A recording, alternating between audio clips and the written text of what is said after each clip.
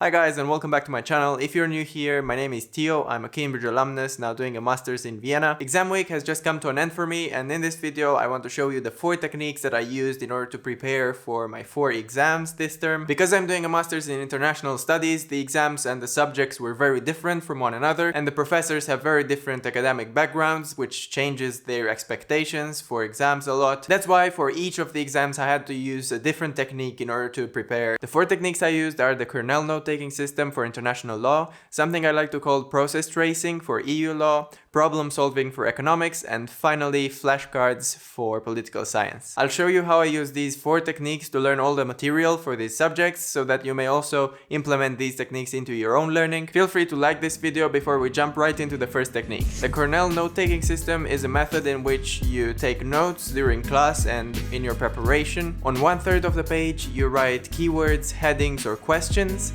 and on the remaining 2/3 of the page you take the notes and add all the details in a bullet list form. At the end of each section you may add a summary of all the points. I used Microsoft Word to do this for international law. I basically created a table with 2 cells to help me split the page and make everything more organized. In retrospect, filling in the table was not as pleasant as typing outside of a table, and the formatting was a bit difficult to manage.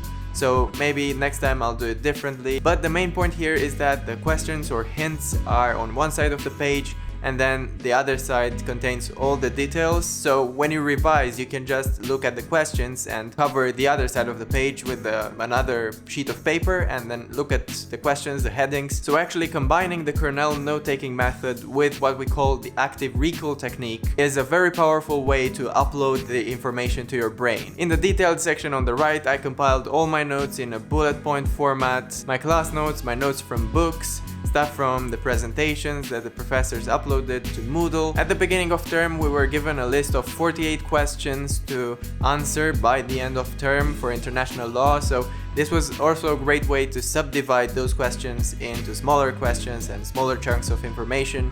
And dividing information is a way to conquer it, meaning to learn it and upload it to your brain effectively. This was the first time I used the Cornell note-taking system, and I'm quite sure I'll use it again because I really like having everything in one place and not having to search in different places for it.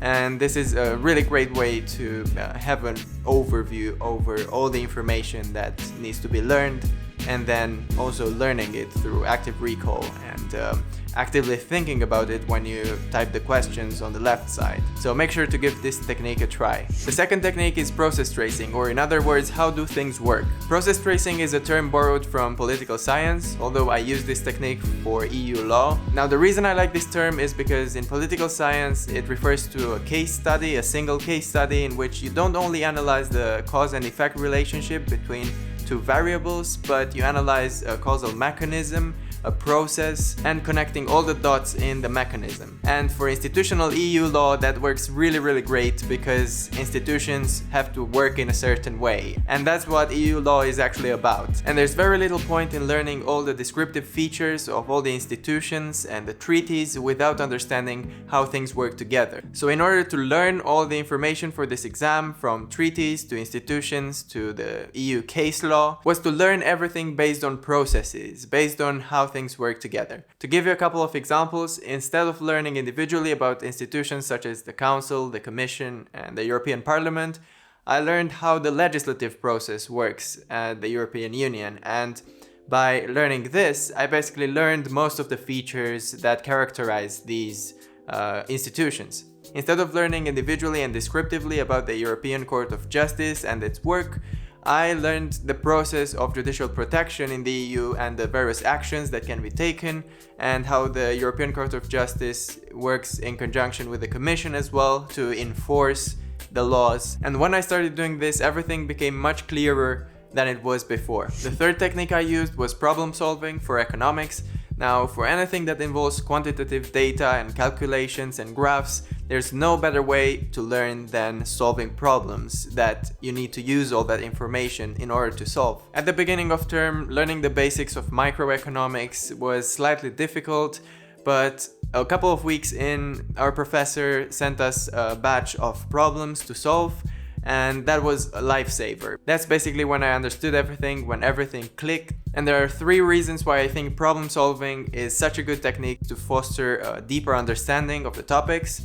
The first one would be that it's a form of active recall. It forces you to recall the information that you learned and that you came across in order to think about the concepts and how you can put them together to reach the end result. Secondly, by solving a problem, you learn how a process, or at least part of a process, works from beginning to end and how it develops in a causal way. You actively engage with the information learned and the formulas you know in order to mold them into what you need in order to solve the problem. And thirdly, it's a really good way to hone your numerical skills, and in an exam situation you need to be really fast making the calculations and using the formulas and all that. Now, you won't always use problem solving as a technique because you might learn something else which doesn't imply using numbers and formulas, but it's good to have it in your toolkit if you start learning something like economics, coding, or anything that involves a little bit of maths, really. Now on to the 4th and final technique that I used for today's exam in political science. It's flashcards. Now, the effectiveness of flashcards is once again based on the active recall technique.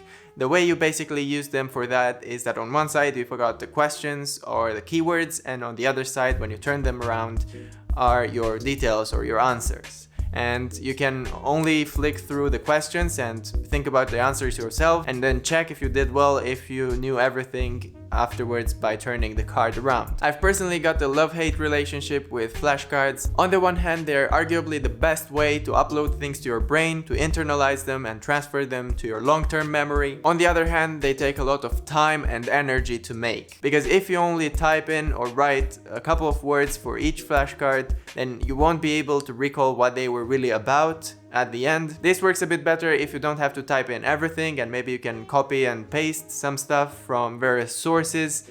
But if you can't do that, then it's even more time consuming. Also, it consumes energy because while creating them, you have to think actively about the information. Now, that's a really good way to actually learn that information, but it's also very draining and very tiring, because while you're reading the information, you're just passively taking it in. But once you need to write a question to which that information is an answer, that takes a lot of brain power to do. And then in the second stage, you need to synthesize all that information into something that you will be able to learn. A flashcard has no use if you copy 500 or 1,000 words into each flashcard. You need to take the time to synthesize the information. So if you're committed enough to use flashcards, my tip for you would be to start creating them at the beginning of term, because when you're cramming in the last 2 weeks before the exams, you won't have the time to create them. And creating them from the beginning would ensure that you can also start using them faster, and you can go a couple of times through them before the exam, so it will all get, as I said, uploaded to your brain. I used flashcards for political science because in the first part of the course we learned about the various strands of political science, like comparative politics and international relations, and in the second part we learned about methodology, the methods of scientific research.